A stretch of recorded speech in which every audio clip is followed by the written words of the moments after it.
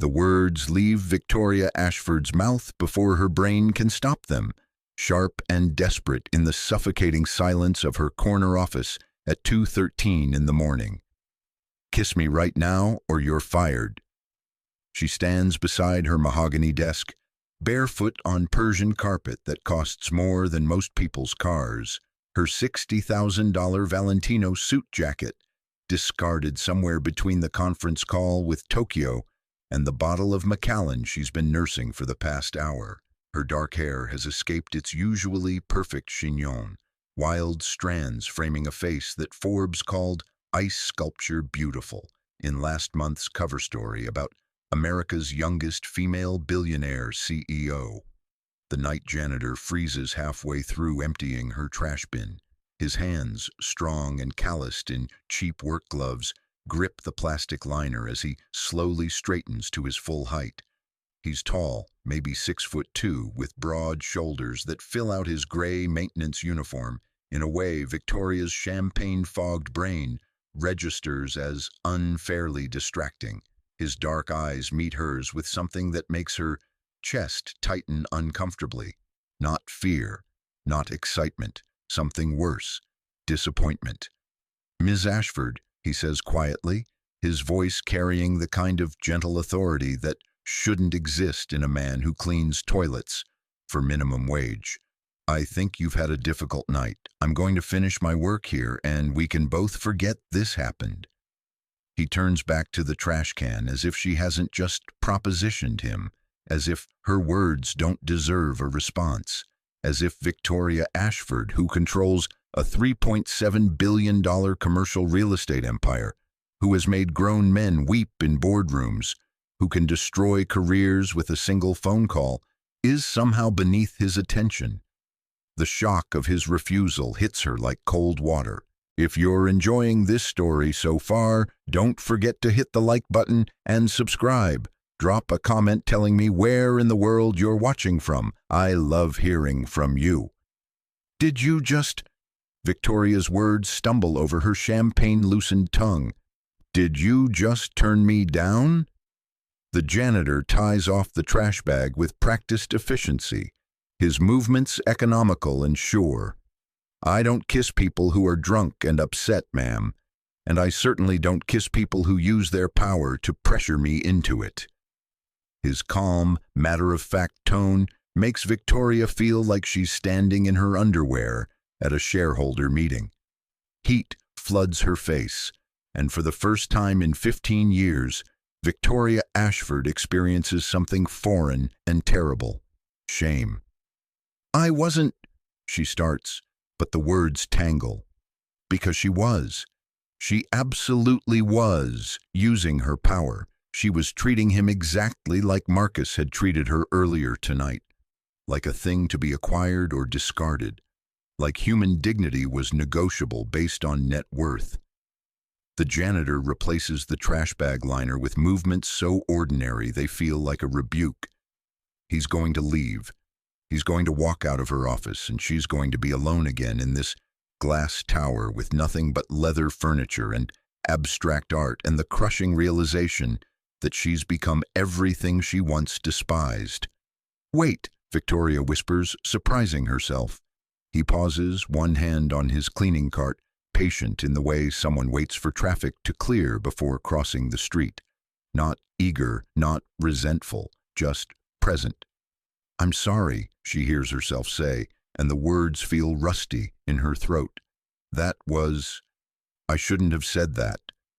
"No, ma'am, you shouldn't have." He doesn't say it cruelly, just truthfully, and somehow that makes it worse. "But you did, and now we both have to decide what kind of people we are." Victoria sinks into her desk chair, suddenly exhausted in a way that has nothing to do with the 17-hour workday. "What kind of person do you think I am?" The janitor considers her with those unsettling dark eyes, really looks at her in a way most people stopped doing the moment they learned her net worth. "I think you're someone who's forgotten what it feels like to be powerless. I think tonight reminded you, and you didn't like it, so you tried to take that power back the only way you knew how." The accuracy of his observation steals her breath. How does a janitor see through her that clearly? How does someone who empties her trash understand her better in 2 minutes than therapists? She's paid $500 an hour. "Who hurt you tonight?" he asks gently, and the question cracks something in Victoria's carefully constructed armor. She shouldn't tell him. She doesn't know his name. He's staff, not even management-level staff. Just one of the invisible people who keep buildings running while important people sleep. But maybe that's exactly why the truth spills out. "My fiancé," Victoria admits, her voice small in the vast office. "Ex-fiancé now, Marcus. He proposed 6 months ago, and I actually believed—" She laughs bitterly. "I found out tonight he's been sleeping with the VP of acquisitions. Started 3 weeks after I said yes. And when I confronted him, you know what he said?" The janitor doesn't answer, just sets his card aside and lowers himself into one of her guest chairs as if he has every right to be there, as if her pain matters more than his schedule. He said, "What did you expect, Victoria? You're married to your company. I needed someone who could actually feel something." The words taste like poison. And the worst part is, he might be right. I can't remember the last time I felt anything real. Fear, maybe, ambition, but not connection, not warmth. She gestures vaguely at the champagne bottle. So I thought, screw it. If everyone sees me as cold and untouchable, maybe I should just lean into it. Use people the way they use me. And you were here and you're... Victoria stops, realizing she's about to say something inappropriate again. "I'm what?" The janitor's tone carries curiosity without judgment. "Attractive," Victoria admits, meeting his eyes with defiant honesty. "And safe," I thought, because who would believe you if you complained? Who would take your word over mine? The admission makes her feel sick. God, I'm exactly like Marcus. I'm exactly like all the men I've spent my career trying to prove wrong. The janitor shakes his head slowly. "No, ma'am. You're drunk and hurting and you made a terrible mistake. But you stopped when I said no, and you apologized. That matters." "Does it?" Victoria laughs without humor. "I still said it. I still tried to use my power to coerce you into something you didn't want. That's not forgivable just because I feel bad about it now." "Maybe not," he agrees, "but it's a start." They sit in silence, broken only by the hum of the building's ventilation system and the distant sound of traffic 43 floors below. Victoria studies the man across from her, really seeing him for the first time. He has a kind face, weathered in a way that suggests outdoor work in a former life, laugh lines around his eyes that don't match his current serious expression. His hands rest relaxed on his knees. No wedding ring, nails trimmed short and clean despite his work. "What's your name?" Victoria asks quietly. "Daniel Reeves." "How long have you worked here, Daniel?" 8 months, midnight to 7 shift, Monday through Friday." He pauses. "You usually leave before I arrive, and you're not here on weekends, so we haven't crossed paths much." "I've never noticed you," Victoria admits. "I've never noticed any of the cleaning staff. I don't know if that makes it better or worse." "It makes you human," Daniel says simply. "Most people don't notice us. We're like furniture that moves." "That's not okay." "No, ma'am, it's not. But it's reality." Daniel stands, returning to his cart. "I should finish this floor. You should probably head home. Get some sleep." Victoria watches him prepare to leave, and panic flares unexpectedly. She doesn't want to be alone with her thoughts, her failures, her growing awareness of how empty her life has become. "Wait, could you—" She stops, uncertain what she's asking for. Daniel turns back, patient again. "Could you just talk to me for a few more minutes?" Victoria hears herself ask. "Not about tonight, just anything. Tell me about your day, your life, something real." Daniel considers her request with an expression she can't read. Then he glances at his watch, some drugstore model held together with duct tape, and nods. I can spare 10 minutes before I need to move to the next floor. He doesn't sit again, maintaining professional distance, but his posture relaxes slightly. My day started at 3:30 yesterday afternoon when my daughter got home from school. Emma, she's 6, smart as a whip, stubborn as her mother was. Victoria catches the past tense but doesn't interrupt. She had a science project due, something about plant growth and sunlight. We spent 2 hours setting up her experiment in the kitchen window, because our apartment doesn't get much light elsewhere. She insisted on drawing charts in 4 different colors. His smile is soft with affection. Then dinner, homework, bath time, 3 stories before bed because she negotiates like a corporate lawyer. After she fell asleep, I caught a few hours rest before my shift started at midnight. "You're a single father," Victoria says, not a question. "Widower, 2 years now, car accident." Daniel's voice remains steady, but Victoria hears the old pain underneath. Emma doesn't remember much about her mother, which is probably a mercy, but it means I'm all she's got. So I work nights because childcare during the day is impossible to afford, and my neighbor Mrs. Chen watches Emma while I'm here, in exchange for me fixing things around her apartment. Victoria does quick mental math. You sleep maybe 3 or 4 hours a day. Sometimes less if Emma has nightmares or gets sick, but we manage. Daniel says it without self-pity, just stating facts. She's worth every lost hour. "What did you do before?" Victoria asks. "Before cleaning offices?" Something flickers across Daniel's face, there and gone too quickly to identify. "Different work, nothing that matters now." It's clearly a deflection, but Victoria lets it pass.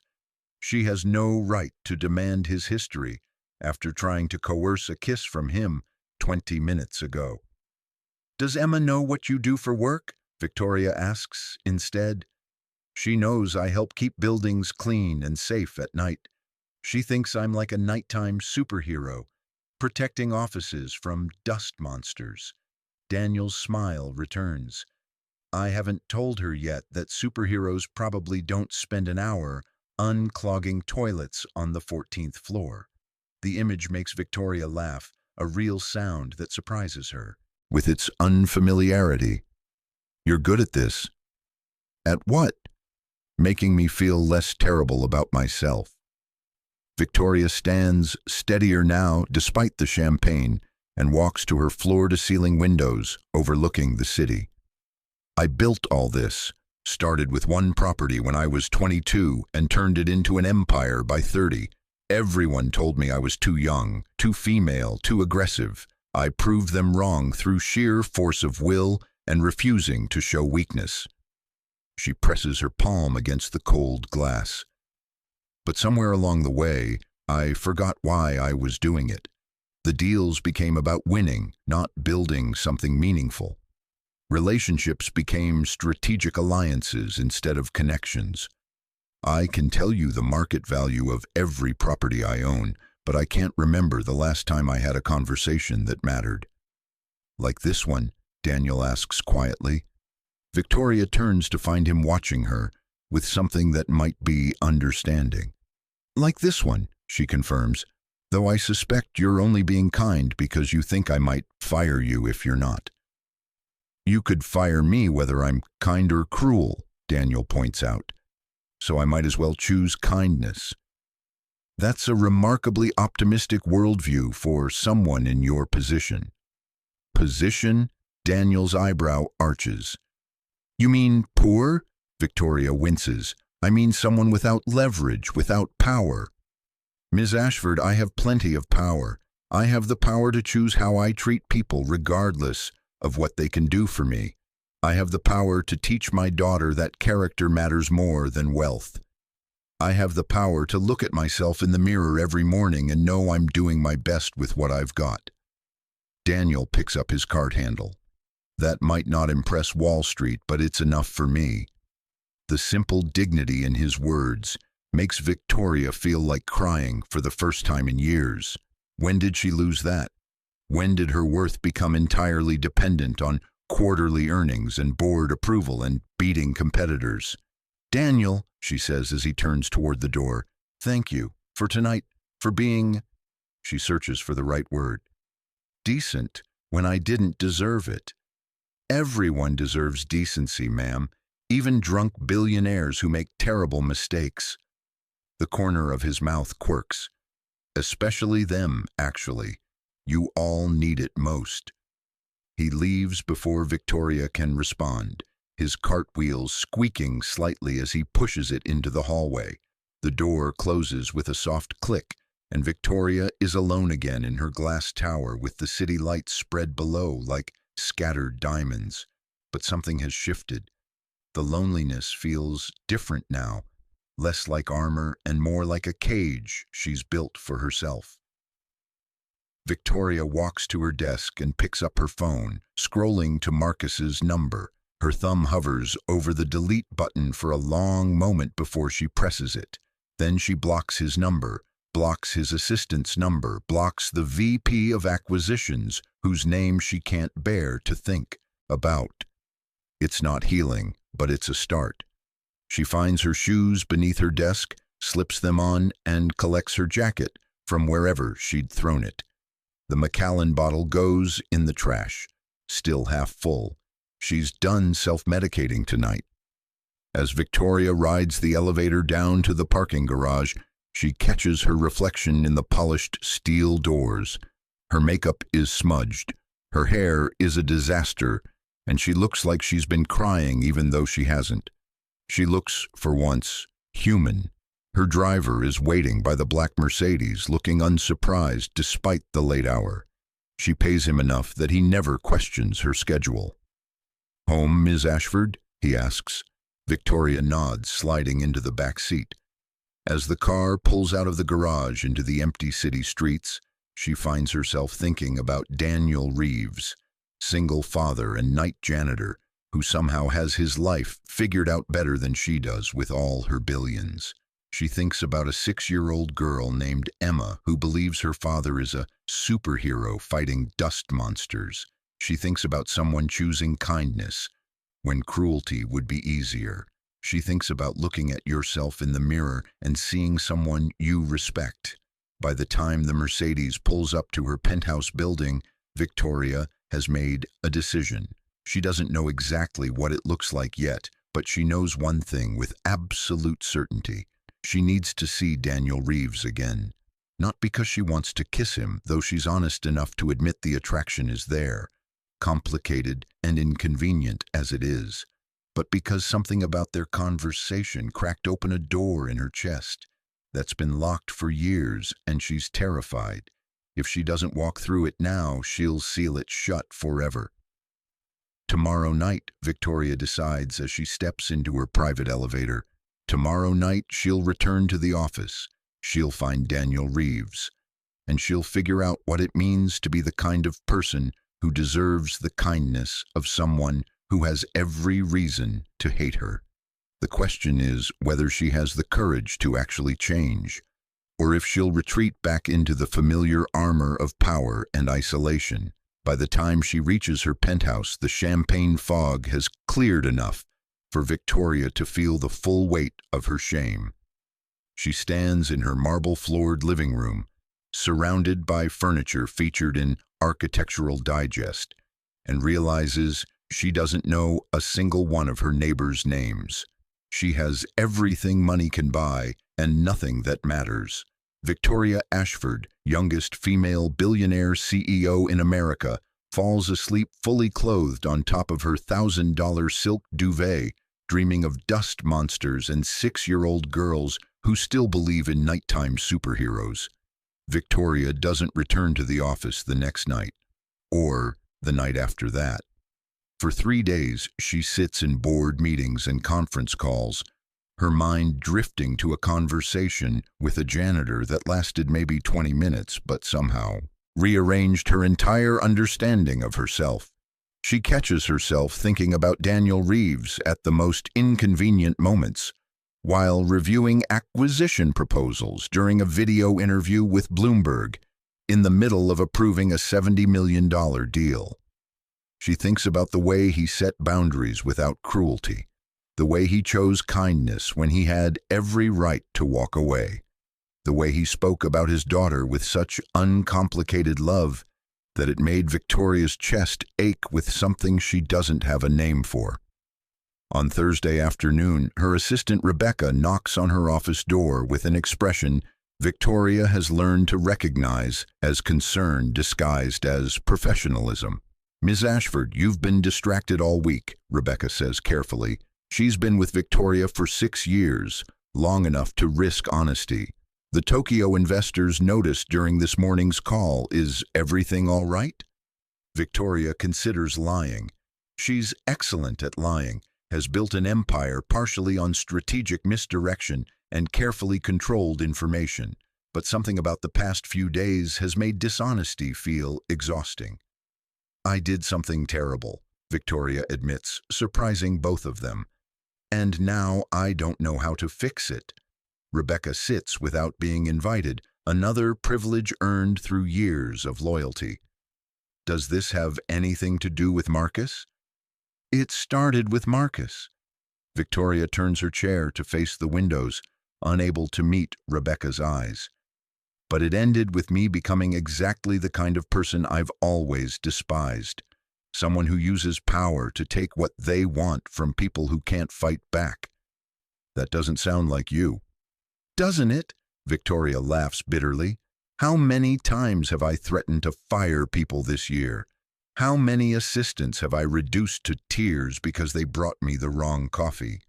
How many times have I treated staff like they're invisible unless they're useful?" Rebecca is quiet for a moment. "You've been under enormous pressure. Building what you've built requires a certain hardness." "That's what I told myself too." Victoria finally turns back. "But what if hardness is just another word for cruelty? What if everything I've accomplished means nothing because I've lost the ability to see people as human?" "What happened, Victoria?" So Victoria tells her, not everything. She leaves out the specific words, the champagne, the raw desperation, but enough. How she propositioned someone on her staff, how he said no and made her see herself clearly for the first time in years, how she can't stop thinking about the dignity in his refusal. "You want to apologize," Rebecca says, understanding immediately. "I want to do more than apologize." Victoria stands, pacing to her windows. "I want to understand how someone with so little can have so much more figured out than I do. I want to know what it's like to look at yourself in the mirror and actually like what you see." Rebecca considers this with the careful intelligence that makes her invaluable. "The night maintenance staff starts at midnight. If you wanted to return to the office late, no one would question it. You're known for keeping irregular hours." Victoria meets her assistant's eyes, seeing permission where she expected judgment. "Thank you, Rebecca." "Just promise me one thing," Rebecca says as she stands. "Whatever you're looking for, make sure it's about becoming a better person, not about acquiring something new. You have a tendency to turn everything into a conquest." The observation stings because it's accurate. Victoria nods slowly. "I'll try."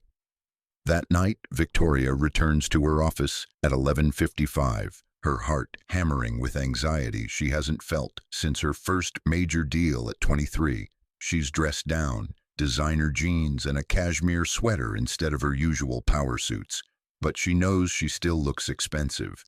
There's no hiding wealth when it's woven into your posture and the unconscious way you expect the world to accommodate you. The building feels different at night. The aggressive fluorescent lighting of business hours has been replaced by dim security lights that cast long shadows. Her heels echo too loudly on marble floors, and she realizes most of the night staff probably wear soft-soled shoes specifically to avoid announcing their presence. How much of their work is designed around being invisible? Victoria makes it to her floor and settles at her desk, pretending to review documents on her laptop while listening for the distinctive squeak of a cleaning cart's wheels. Minutes crawl past. Midnight comes and goes. 12:15. 12:30. What if Daniel doesn't work Thursdays? What if he saw her name on the building access log and requested a different floor? What if he quit rather than face her again? At 12:43, Victoria hears wheels in the hallway. Her pulse jumps traitorously. The door opens and Daniel enters, pausing mid-step when he sees her. His expression cycles through surprise, wariness, and then settles into careful neutrality. "Ms. Ashford, I didn't expect anyone to be here this late." His tone is professional, distant, and Victoria recognizes it as armor identical to what she wears in hostile board meetings. "I wanted to talk to you," Victoria says, then realizes how that sounds, like another demand from someone with power. "If you're willing. If not, I understand completely." Daniel doesn't move closer, one hand still on his cart. "I'm working, ma'am." "I know. I'm sorry. I should have—" Victoria stops, frustrated with herself. This is harder than hostile acquisitions. "Could I help you clean? Would that make this less uncomfortable?" Daniel's eyebrow arches slightly. "You want to help me clean your own office?" "I want to talk to you without making you stand there under duress while your boss demands your time." Victoria stands, uncertain. "I thought maybe if we were both working it would be less coercive." Something shifts in Daniel's expression, a hairline crack in his professional distance. "You really thought about this?" "I've thought about nothing else for 3 days." The admission comes out raw. "What I did was unforgivable, Daniel. I know apologizing doesn't fix it, but I need you to know I understand how wrong it was. Not just inappropriate, but cruel. I used my power to make you feel trapped, and that's—" Her voice catches. "That's unacceptable." Daniel studies her for a long moment. Then he reaches into his cart and pulls out a microfiber cloth, holding it out to her. "Conference table needs polishing. Use circular motions, don't press too hard." Victoria takes the cloth with something that feels dangerously close to gratitude. If you're hooked on this story, make sure to subscribe and turn on notifications so you never miss an upload. Your support means everything and helps me bring you more emotional stories like this one. They work in silence for several minutes, Daniel emptying trash and wiping down surfaces while Victoria attempts to polish her conference table without leaving streaks. It's harder than it looks. Her circular motions create visible swirls that immediately announce her incompetence. "You're pressing too hard," Daniel says quietly, appearing at her elbow. "Here." He demonstrates on a small section, his movements fluid and efficient. Victoria tries to copy him, managing slightly better results. The simple task is oddly grounding, focusing her scattered thoughts. "I have a confession," Victoria says, keeping her eyes on the table. "I looked you up, had my assistant pull your employment file." She feels Daniel tense beside her, but continues. "I know you started working here 8 months ago. I know you listed a previous position as independent contractor with no references. I know you live in a rent-controlled apartment in Midwood with your daughter Emma. I know you're 2 months behind on rent because the building management company that owns your building is one of our subsidiaries. So you know I'm one late payment from eviction." Daniel's voice is carefully flat. "Are you going to use that against me too?" "No." Victoria stops polishing and turns to face him. "I'm going to fix the accounting error that's been causing your automatic payments to fail, and I'm going to make sure the late fees are waived. Not as a favor, Daniel, as basic decency. You shouldn't lose your home because some algorithm flagged your account incorrectly." Daniel's jaw tightens. "I don't want charity." It's not charity, it's fixing a broken system that was penalizing you unfairly. Victoria holds his gaze. And before you argue, ask yourself this. If I were fixing the same error for one of my vice presidents, would you call it charity? Or would you call it an employer ensuring their employee isn't being screwed over by administrative mistakes? She watches him wrestle with pride and practicality, recognizing the fight because she's had it herself from the other direction. How many times has she refused help because accepting it felt like admitting weakness? The late fees, Daniel says finally. Just the late fees, I can make the regular payments. Agreed. Victoria returns to polishing, giving him space to recover his equilibrium. I also noticed something else in your file. You never finished filling out your emergency contact information. Just Emma's school and your neighbor, Mrs. Chen. Don't have anyone else. The casual way he says it makes Victoria's chest tighten. No family? Not anymore. My wife Sarah was an only child. Parents passed before we met. My own family. Daniel pauses, wiping down the back of a chair with more force than necessary. Let's just say, they made it clear I wasn't welcome after I married someone they thought was beneath our station. Our station. The phrase catches Victoria's attention, but Daniel continues before she can ask. So it's me and Emma against the world. Mrs. Chen is good to us, but she's 78 and dealing with her own health issues. If something happened to me, his hand stills on the chair. I try not to think about what would happen to Emma. Victoria thinks about her own emergency contacts, Rebecca, her lawyer, her accountant, people paid to care about her well-being, not people who actually would if the money stopped. Tell me about her, Victoria says softly, about Emma. Daniel's entire posture softens at his daughter's name. She's stubborn, gets that from her mother, asks 10,000 questions about everything and isn't satisfied with simple answers.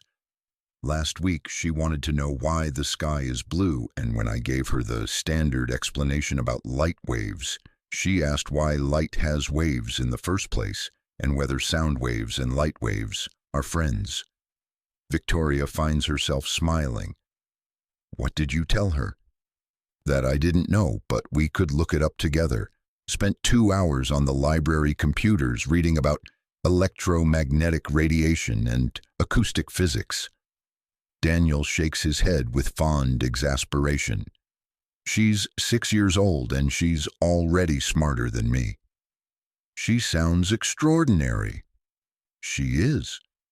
Daniel moves to empty Victoria's personal trash bin, and she sees his expression shift when he notices the discarded Macallan bottle from earlier that week. He doesn't comment, just bags it efficiently, but Victoria feels her shame flare fresh. I don't usually drink like that, she says, hating how defensive she sounds. That night was... You don't owe me explanations about your personal life, Ms. Ashford. Victoria, please. Ms. Ashford is what my enemies call me before I destroy their companies. The corner of Daniel's mouth twitches with almost humor. Aren't I your employee? Seems like I should maintain professional distance. You're the only person who's been honest with me in years, Victoria counters. That's worth more than professional distance. Daniel considers her for a long moment. All right. Victoria, then. But only when we're alone. In front of others, I still call you Ms. Ashford. I need this job. You'll always have this job, Victoria says, then catches herself. Unless you want a different one, I could arrange... No. Daniel's response is immediate and firm. I don't want your connections or your influence or special treatment because we had one conversation. I work nights because it's what works for Emma's schedule. I clean offices because the pay is consistent and the hours are flexible. I don't need rescuing. His pride is beautiful and frustrating in equal measure. Victoria recognizes herself in it, the fierce independence that won't accept help, even when it's desperately needed. "What did you do before?" Victoria asks. "Before cleaning offices, you said different work." Daniel's shoulders tense almost imperceptibly. "Why does it matter?" "Because you move like someone who's done physical labor, but you talk like someone who's had education. Because you explained electromagnetic radiation to a 6-year-old. Because you deflected it when I asked before, which means it's something you don't want to discuss." Victoria sets down her polishing cloth. "I'm not interrogating you, Daniel. I'm trying to understand." "Understand what?" "How you got here. How someone ends up working night maintenance when they clearly—" She stops, searching for words that won't sound condescending. "When they clearly have capabilities beyond this." "You mean when they're clearly too smart to be cleaning toilets?" Daniel's tone carries an edge now. "Careful, Victoria. You're about to say something classist dressed up as a compliment." The accusation hits like a slap, accurate and deserved. "You're right, I'm sorry." Daniel exhales slowly, his anger deflating. "I was an architect, worked for a firm in Manhattan, specialized in sustainable residential design, made decent money, had a good life." He returns to cleaning, movements mechanical now. "Then Sarah got pregnant and we were happy. Scared but happy. Emma came early, spent 3 weeks in NICU. Sarah developed complications afterward. The medical bills started piling up." Victoria watches his profile, seeing pain etched in the lines around his eyes. "We had insurance, but it didn't cover everything. Co-pays, out-of-network specialists, experimental treatments when the standard ones weren't working." Daniel's voice stays steady, but barely. "I took out loans, maxed credit cards, sold everything we owned of value. But it wasn't enough. Sarah kept getting sicker." He stops at one of Victoria's windows, staring out at the city lights. "I approached my boss about advancing my salary, taking on extra projects. He said no. Said I was distracted, my work quality was declining." He was right, it was. But instead of offering help, he told me to get my personal life under control or find another job. "So you quit," Victoria guesses. "So I was fired for missing too many deadlines while my wife was dying." The words are matter-of-fact, but Victoria hears the old fury beneath them. "Which meant I lost my health insurance right when Sarah needed it most. I picked up freelance work, but without a steady position, no bank would refinance my loans. The debt collectors started calling. We lost our apartment, moved in with Sarah's friend until that became too much."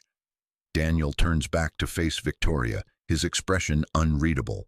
"Sarah died on a Tuesday in January 2 years ago. Emma had just turned 4. I had $14 in my checking account and $67,000 in medical debt.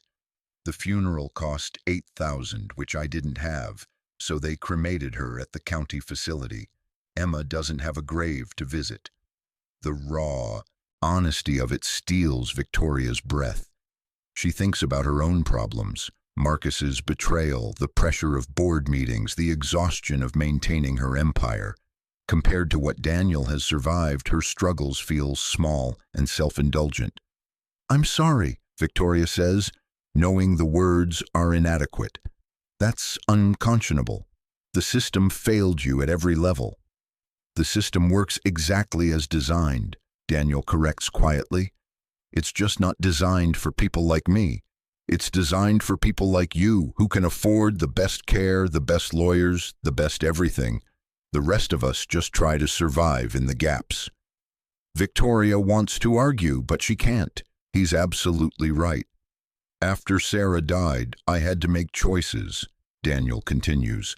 "I could keep chasing architecture work, which required daytime availability I didn't have with a 4-year-old and no childcare, or I could take night work that paid less but let me be present for Emma during the day. I chose Emma. I'd choose her every time." "You're a good father," Victoria says softly. "I'm a desperate father doing my best with terrible options." Daniel picks up his cart handle. Mrs. Chen watches Emma at night because she has insomnia and she's lonely. She doesn't charge me money because I fix things for her, leaky faucets, stuck windows, that kind of thing. It's not ideal. Emma sleeps on a couch in a neighbor's apartment while I clean offices, but it's survival. He looks at Victoria directly, his eyes holding hers with uncomfortable intensity. So no, I don't want your job offers or your connections, because I've seen what happens when people like me accept help from people like you.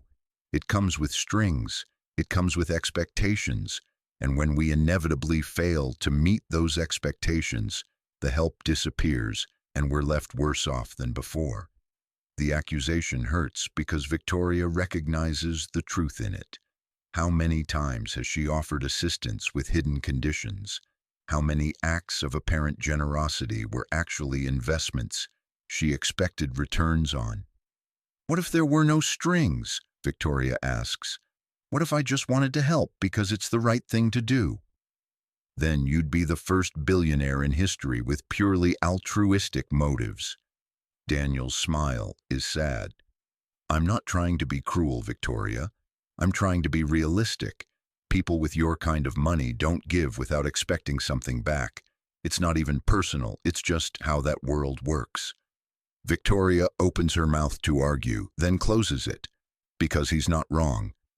Every charitable donation she's ever made has been as much about tax benefits and public relations as genuine desire to help. Every scholarship she's funded through her company has her name attached prominently, ensuring credit and visibility. When was the last time she did something good without needing recognition or return on investment? You're right, Victoria admits.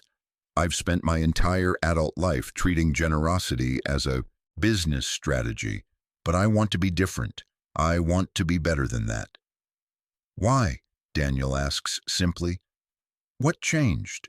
Victoria considers the question, searching for honesty beneath her practiced deflections. You did. That night when I propositioned you, when you said no and explained why, something cracked open in me. I realized I've spent 15 years building walls so high that I can't see over them anymore. I have everything society says matters and nothing that actually does. She moves to stand beside him at the window, careful not to invade his space. I don't have a 6-year-old who thinks I'm a superhero. I don't have a neighbor who cares if I'm lonely. I don't have anyone who would notice if I stopped showing up, except my accountant monitoring whether the revenue stream continued. And I did that to myself, Daniel. Every choice I made, every person I stepped on to get here, it was all me. So change, Daniel says quietly. You have the power to be different. I don't know how, Victoria confesses. I've forgotten what human connection feels like without contract negotiations attached. I've forgotten how to be vulnerable without seeing it as weakness. I've forgotten, her voice cracks slightly. I've forgotten how to be someone worth knowing. Daniel doesn't respond immediately. He finishes wiping down the window frame with careful attention, buying time to think. When he speaks, his voice carries unexpected gentleness. You're here at midnight learning how to polish a conference table because you wanted to apologize without making me feel trapped. That's something, Victoria. It's not everything, but it's something. The validation feels unearned and precious. Is it enough? Enough for what? To start over, to try again. Victoria turns to face him. Not romantically, I know I destroyed any possibility of that. But as, I don't know, as two people who see each other, as someone who wants to learn how to be better, and someone who might be willing to teach by example. Daniel studies her face, seeming to weigh sincerity against skepticism. I'm not your redemption project, Victoria. I'm not here to fix you or make you feel good about yourself by association with poverty. I know, that's not what I'm asking for. Then what are you asking for? Victoria realizes she doesn't have a clear answer. What does she want from Daniel Reeves? Not romance, though the attraction still hums beneath her awareness. Not absolution, though she desperately wants his forgiveness. Not even friendship, exactly, because friendship implies equality she's not sure they can achieve across their vast economic divide. Permission, Victoria says finally. Permission to show up, to be present, to learn from you how to see people as human instead of transactions. I'm not asking you to like me or trust me or even give me a chance. I'm just asking you not to request a different floor when you see my name on the access log. Daniel laughs, a surprised sound. You knew about that? Rebecca told me you inquired about schedule changes. She convinced the night manager to keep you on 43 because she thought... Victoria pauses. She thought I needed you more than I needed to avoid feeling uncomfortable. Your assistant is perceptive. She's the only person in my life who tells me the truth. Victoria picks up her polishing cloth again, needing something to do with her hands. Well, her and you, though you're significantly blunter about it. That's because I don't depend on you for healthcare and retirement benefits, Daniel points out. Makes honesty easier. They return to working in comfortable silence. Victoria improves marginally at polishing, though Daniel still has to fix her streaks. The simple domestic rhythm feels foreign and strangely soothing. No negotiations, no power plays, just two people making a space clean together. At 1:47, Daniel's phone buzzes. He checks it immediately, his expression shifting to concern. Emma, he explains, already moving toward his cart. Mrs. Chen says she's having nightmares, won't settle down. I need to... Go, Victoria says immediately. Obviously, go. Daniel hesitates at the door. I still have 3 more floors. I'll tell the night manager you had a family emergency. Your pay won't be affected. Victoria meets his eyes. Please, Daniel, she needs you. He nods once, gratitude and worry warring on his face, then rushes out. Victoria listens to his footsteps disappearing down the hallway, then returns to her desk. She doesn't leave, though. Instead, she opens her laptop and begins researching. Rent-controlled apartments in Midwood, childcare costs in Brooklyn, salary requirements for architectural licensing renewal, bankruptcy proceedings and medical debt forgiveness programs. She's not planning anything. She's just learning.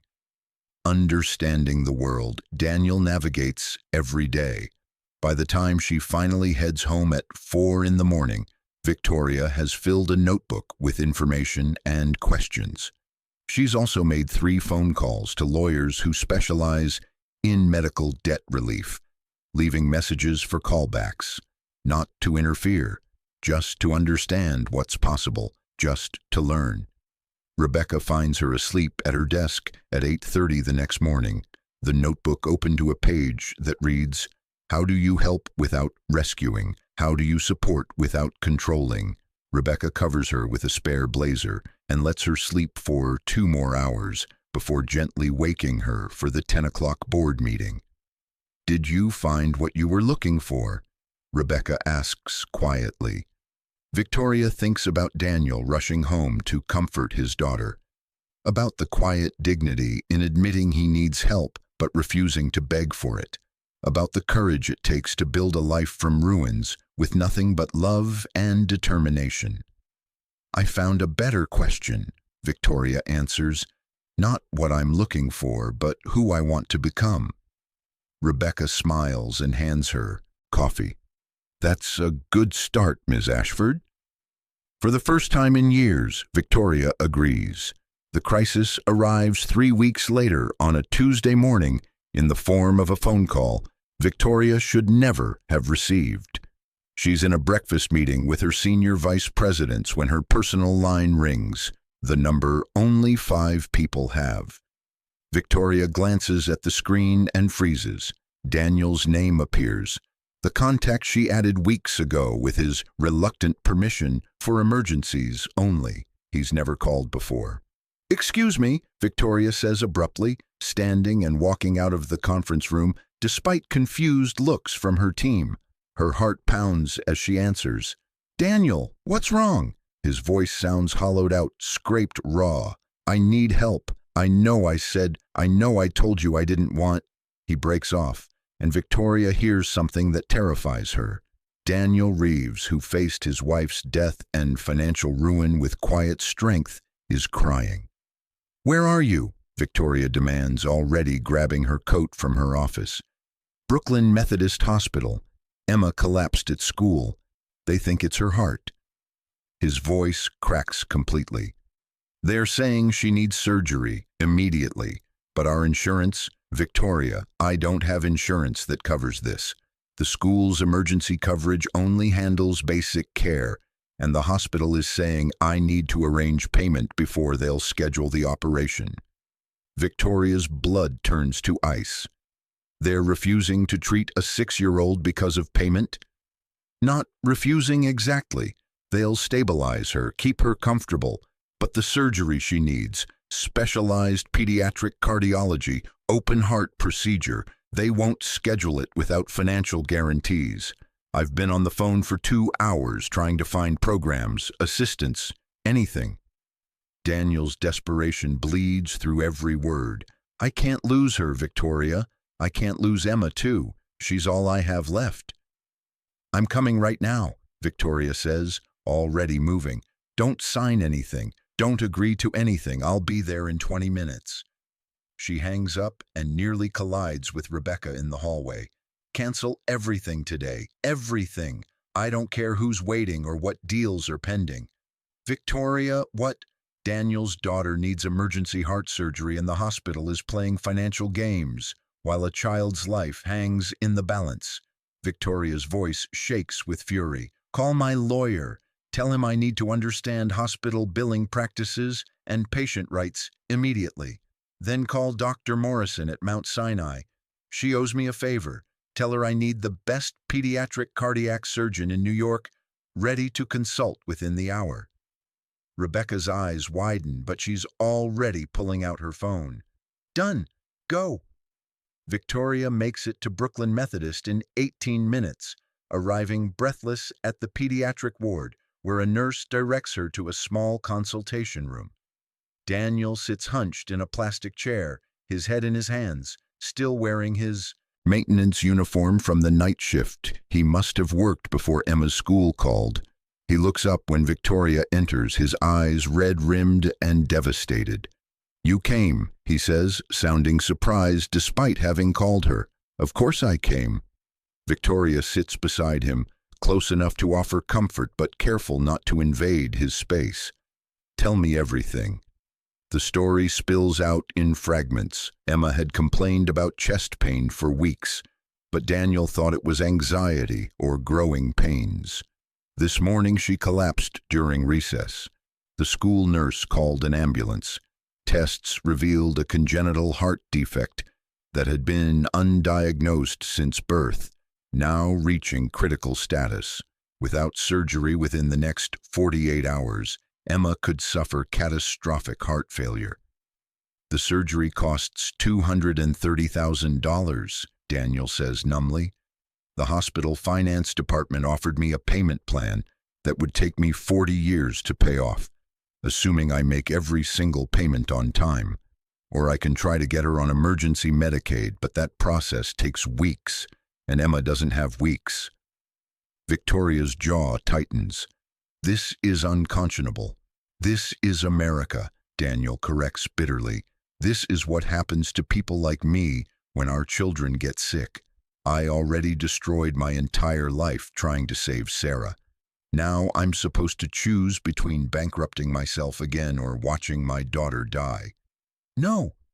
Victoria stands, her voice carrying the absolute authority that makes board members quake. "You're not choosing anything. I'm paying for the surgery." Daniel's head snaps up. "Victoria, no, I can't."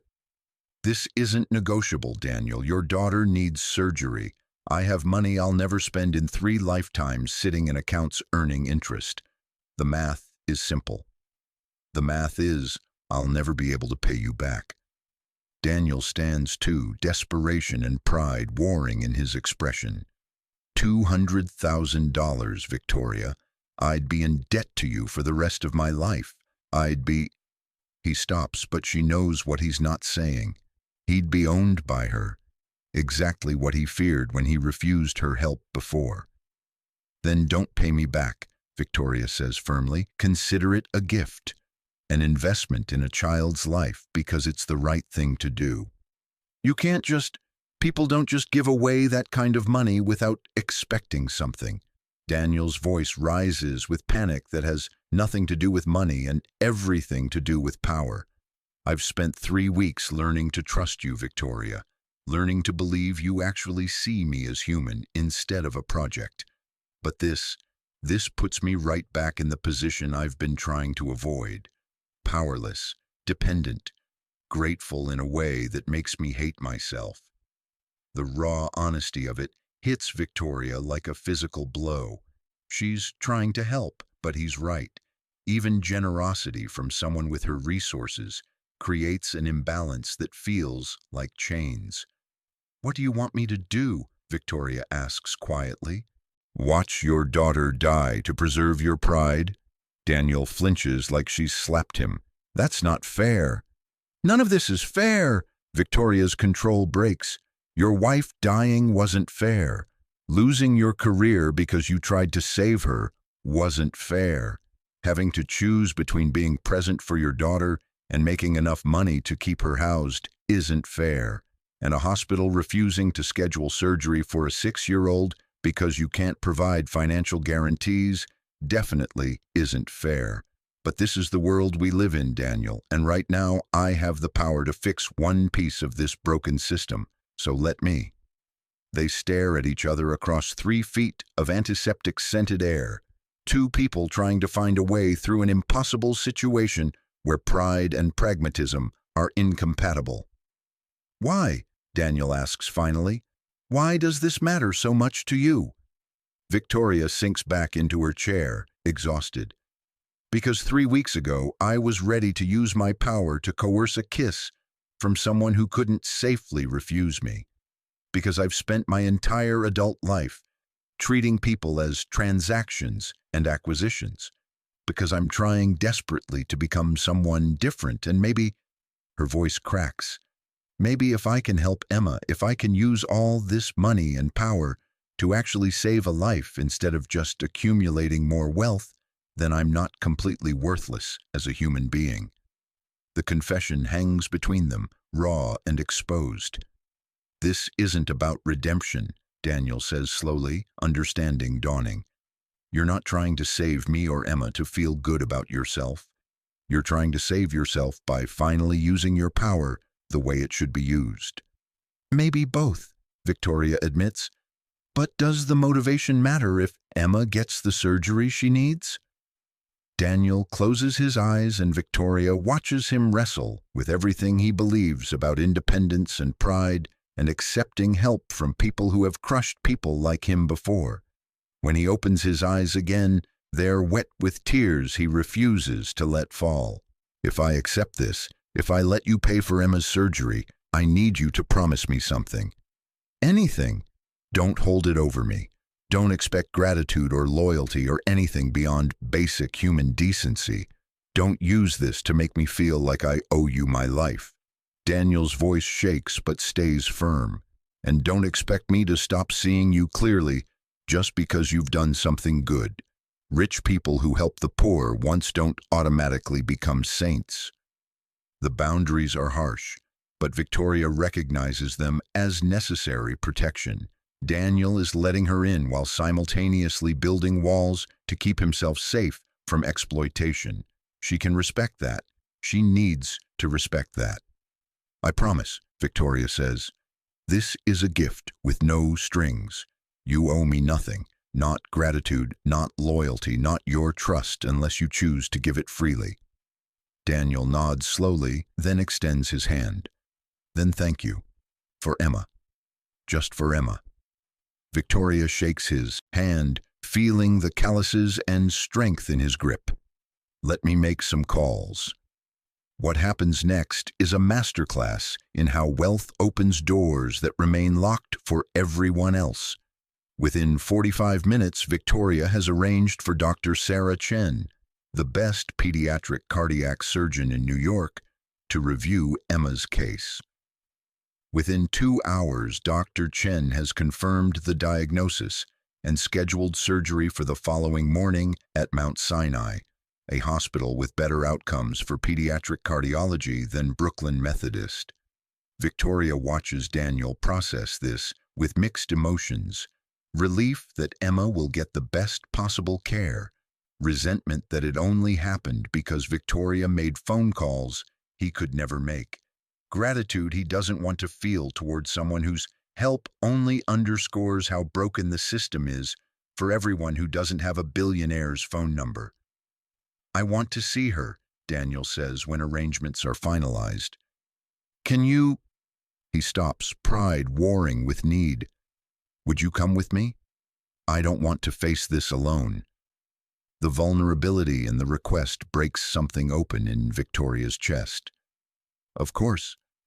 They take the elevator to pediatric ICU, where Emma lies in a hospital bed that makes her look impossibly small. She's awake, hooked to monitors that beep softly, her dark curls spread across a pillow. When she sees Daniel, her face lights up despite her obvious exhaustion. "Daddy, they said my heart is broken, but the doctors are going to fix it tomorrow, like when you fixed Mrs. Chen's sink." Daniel's smile is watery as he sits beside her bed, taking her small hand gently. "Exactly like that, sweetheart. Except these doctors are even better at fixing hearts than I am at fixing sinks." Emma's eyes find Victoria standing awkwardly near the door. "Who's that?" "This is Victoria," Daniel says carefully. "She's a friend. She's helping make sure you get the very best doctors." "Are you my daddy's girlfriend?" Emma asks with the brutal directness of 6-year-olds. Victoria's face flushes, but Daniel answers before she can. "No, baby, we're friends.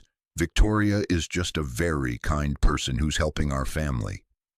Emma considers this, then makes a decision that apparently requires no adult input. "Okay, do you like science? I like science. My daddy says my mommy likes science too."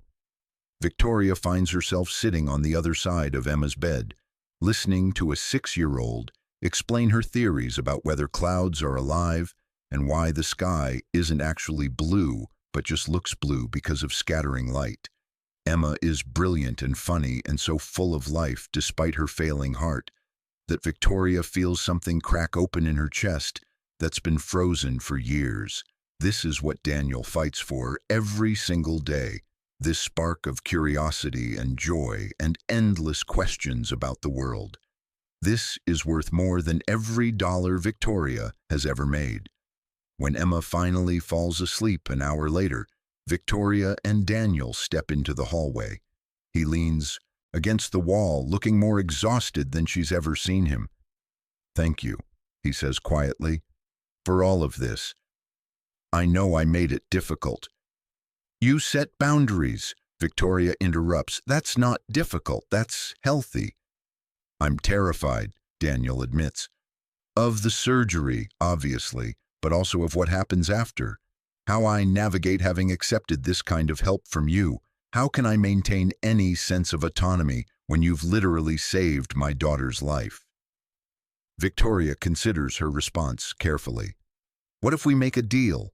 Not a contract or obligation, just an agreement between two people trying to figure this out." "What kind of deal?" "You let me pay for Emma's surgery and recovery without guilt or debt. In exchange, you call me out every single time I slip back into treating people as transactions.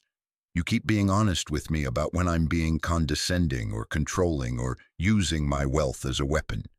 You help me become the kind of person who deserves to know someone like Emma." Daniel studies her face. "That's a weird deal. We're a weird situation."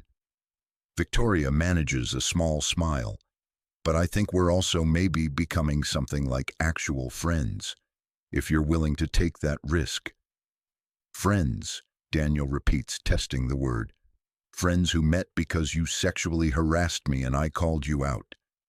Not our finest origin story, Victoria admits, but honest. Daniel pushes off from the wall, standing straighter. Okay, friends, with the understanding that I reserve the right to tell you when you're being insufferable. I'd expect nothing less. They shake hands again, but this time it feels different, less like a business transaction and more like two people reaching across an impossible divide to find common ground. Emma's surgery the next morning lasts 7 hours. Victoria stays in the waiting room the entire time, fielding work emails while Daniel paces and drinks terrible hospital coffee. Rebecca brings food that neither of them eats. Dr. Morrison stops by to check on them, offering reassurance that Dr. Chen is the best in the field. When Dr. Chen finally emerges in surgical scrubs, her smile tells them everything before she speaks. The surgery went perfectly. Emma's going to be fine. She'll need recovery time and monitoring, but her heart is fixed. She's going to live a completely normal life. Daniel's knees buckle. Victoria catches him instinctively, and for just a moment he lets himself lean on her. This man who's held himself together through unimaginable loss, finally allowing himself to break just slightly in relief. Thank you, he whispers, and Victoria doesn't know if he's talking to her or Dr. Chen or God or Sarah or all of them at once. Can I see her? Daniel asks. She's in recovery now, Dr. Chen says gently. Give us another hour to get her settled in ICU, then you can sit with her. After the doctor leaves, Daniel turns to Victoria. His eyes are red but clear. I need to tell you something. Okay. When you first offered to help, my immediate reaction was anger, not at your generosity, but at the system that made your generosity necessary. I was angry that Emma only gets to live because I happen to know someone with wealth. What about all the other kids with sick hearts whose parents don't have billionaire friends? They just die or go bankrupt. Victoria nods slowly. I've been thinking about that too. I'm still angry, Daniel continues, at the unfairness of it all, but I'm also... He pauses, searching for words. I'm also grateful, to you specifically, for seeing Emma as a person worth saving instead of a statistic, for coming when I called, even though I'd spent weeks pushing you away, for sitting here for 7 hours when you probably had 100 more important places to be. There was nowhere more important than here, Victoria says truthfully. I know, and that matters. Daniel meets her eyes. You asked me 3 weeks ago what you could do to become someone worth knowing. This is it, Victoria. This right here. Using your power to protect someone who can't protect themselves. Not for publicity or tax breaks or feeling good about yourself, but just because it's right. The validation feels unearned but precious. Victoria has spent her entire adult life chasing success and recognition, but none of those achievements feel as meaningful as this moment in a hospital waiting room with a man who once refused to kiss her and is now calling her a friend. 6 weeks later, Emma is home and recovering beautifully. Daniel has returned to work, though Victoria has quietly arranged for his schedule to be adjusted so he can be home during Emma's afternoon rest periods. Not charity, just reasonable accommodation for a parent with a child recovering from major surgery. The change in Victoria is harder to measure but impossible to miss. She attends board meetings but leaves at reasonable hours. She stops treating assistants like obstacles and starts learning their names, their lives, their struggles. When her company acquires a new property, she personally reviews the impact on existing tenants and blocks 2 evictions that would have displaced families. Her profit margins shrink slightly. Her humanity grows exponentially. One Thursday evening, Victoria receives a text from Daniel. Emma wants to know if you can come for dinner Saturday. She's making you a thank you card and insists you see it in person. Victoria stares at the message for a long time. This is the invitation she's been unconsciously waiting for. Entry into Daniel's real life, not just their midnight conversations in office buildings. It terrifies her more than any hostile takeover. She texts back, "I'd be honored. What can I bring?" Daniel's response makes her smile. "Just yourself, and maybe lower your expectations about 6-year-old cooking skills." Emma's idea of dinner preparation involves a lot of macaroni and questionable cheese-to-pasta ratios. Saturday arrives, with Victoria standing outside a modest apartment building in Midwood, holding a bouquet of flowers that suddenly seems ridiculous. She's negotiated billion-dollar deals without breaking a sweat, but the prospect of dinner with a 6-year-old and her father makes her hands shake.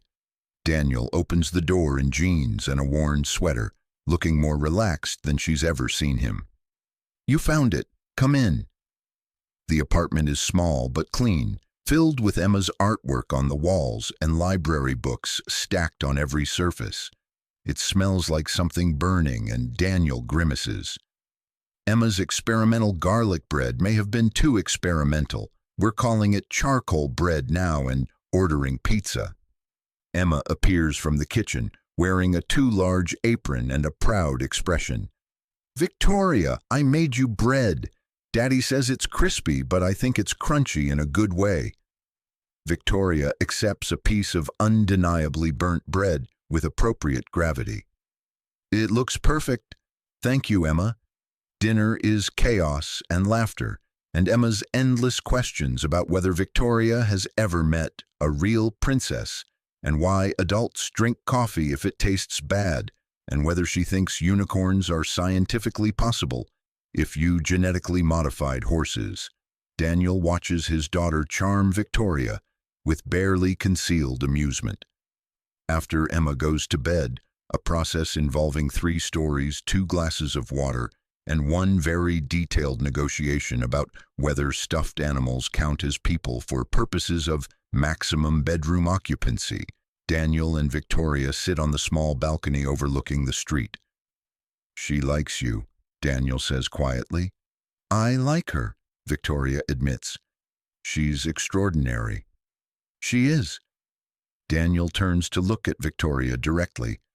"I've been thinking about something you said in the hospital, about how helping Emma helped you figure out who you want to be." "Yes? I think maybe I need to figure out who I want to be too." Daniel takes a breath. "I've spent 2 years surviving, just barely keeping my head above water, measuring success by whether Emma and I made it through another day.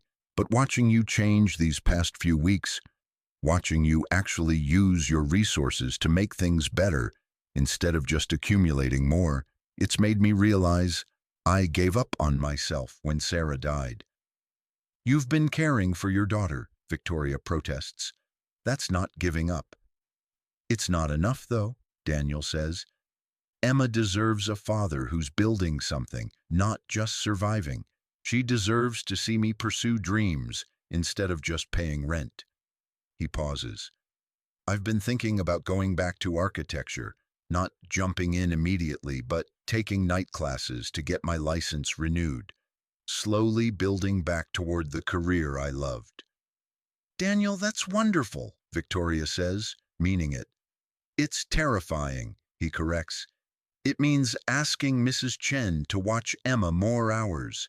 It means less sleep and more stress and risking failure again, but I think—" He stops, then continues, with quiet determination. "I think I need to show Emma that her father doesn't just clean buildings. I used to create them. I want her to see that version of me." Victoria recognizes the courage in that admission. "How can I help?" Daniel smiles. "You cannot help. You can let me do this myself at my own pace, without swooping in with connections and job offers and shortcuts. I need to rebuild this on my own terms." "That must be hard for you," Victoria teases gently. "Watching someone struggle when you could just fix it." You have no idea, Daniel admits, but I'm learning. We're both learning. They sit in comfortable silence, watching traffic pass below, and Victoria realizes this is what she's been missing. Not romance, though the attraction still hums beneath everything. Not redemption, though she's found some measure of peace with who she's becoming. Just connection. Simple human presence with someone who sees her clearly and chooses to sit with her anyway. "Can I ask you something?" Victoria says after a while. "Sure." "That night when I propositioned you, if I hadn't been drunk and inappropriate, if I'd approached you differently in different circumstances." She stops, unsure how to finish. "Are you asking if there could ever be something romantic between us?" Daniel's voice is gentle but honest. "Maybe. Yes. I don't know." Victoria laughs at herself. "I'm usually more articulate." Daniel considers his response carefully. "I think right now we're both figuring out who we are. You're learning to be someone who values people over profit. I'm learning to be someone who builds instead of just survives. Those are important journeys, and I think we need to take them as friends first." "First?" Victoria catches the word, implying there might be a second. "Implying I'm not closing doors," Daniel corrects, "but I'm also not rushing through them. Emma's my priority. My healing is important. And honestly, Victoria, you're still my employer. That power imbalance doesn't disappear just because we share pizza and talk about feelings." He's right, and Victoria knows it. "So we stay friends." "We stay friends," Daniel confirms. "And if somewhere down the line, after you've continued becoming someone who treats people with dignity, and I've rebuilt my career and we're standing on more equal ground." He leaves the sentence unfinished. "Then we'll see," Victoria completes. "Then we'll see," Daniel agrees. It's not a fairy tale ending. There's no dramatic kiss, no declaration of love, no magic solution that erases the vast economic divide between them. But it's honest, and that matters more. Victoria leaves the apartment that night with Emma's thank you card clutched in her hand. A crayon drawing of two figures labeled Victoria and me, holding hands under a rainbow. At the bottom, in careful first-grade handwriting, "Thank you for fixing my heart." The words mean more than any corporate award Victoria has ever received. Over the following months, their friendship deepens through ordinary moments. Victoria learns to play Princess Tea Party with Emma, complete with terrible British accents. Daniel starts attending Victoria's occasional company charity events, offering the perspective of someone who's lived on the receiving end of corporate generosity and can spot performative kindness from genuine care. Victoria establishes a medical assistance fund through her company specifically for employees and their families facing healthcare crises. It's not charity, it's recognition that no one should lose everything because their child gets sick. The board questions the expense until Victoria points out the reduction in turnover and increase in employee loyalty. She's learning to speak their language while acting on her values. Daniel begins night classes in sustainable architecture, dragging himself through exhaustion while Emma cheers him on. Victoria doesn't offer to pay for the classes, though it kills her not to.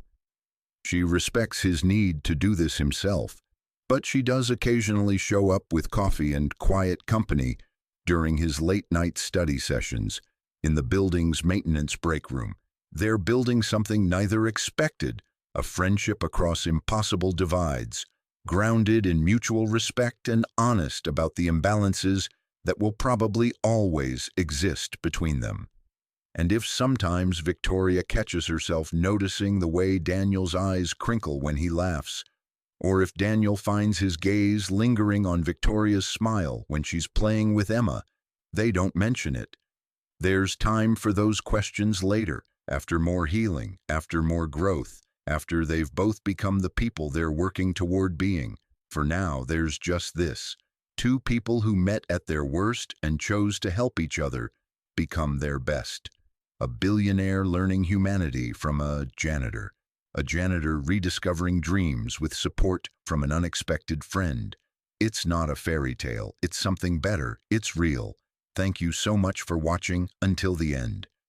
If you loved this story, check out the other videos on your screen now. I think you'll really enjoy them. And don't forget to subscribe if you haven't already. See you in the next story.